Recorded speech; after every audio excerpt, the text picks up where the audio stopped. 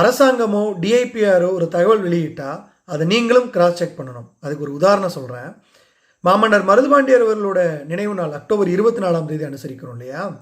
அதுக்காக டிஐபிஆர் ஒரு இன்ஃபர்மேஷன் வெளியிட்டிருக்காங்க. அதில் விருதுநகர் மாவட்டம் அழகாபுரி முக்குளம் என்ற கிராமத்தைச் சேர்ந்த பழனியப்பன் பொன்னாத்தாள் தம்பதியினரின் மகன்களாக 1748 பெரிய மருதும் 53 சின்ன மருதும் பிறந்தார்கள் அப்படின்னு குறிப்பிட்டிருக்காங்க.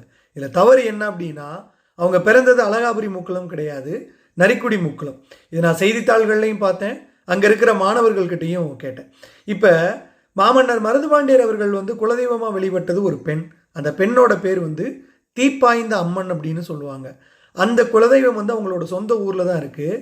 இந்த தீப்பாய்ந்த அம்மன் கோவில் நரிக்குடி முக்குளத்தில் தான் இருக்குது. அப்போ நரிக்குடி முக்குளம் தான் அவங்களோட சொந்த ஊர். இது நரிக்குடியிலேருந்து ஒரு 3 கிலோமீட்டர் சுற்றளவுக்குள்ளே இருக்குன்னு சொல்லுவாங்க. பட் இந்த அழகாபுரி முக்குளம் அப்படிங்கிறது கொஞ்சம் தள்ளி இருக்குது. அரசு இதை செக் பண்ணால் நல்லாயிருக்கும். நன்றி.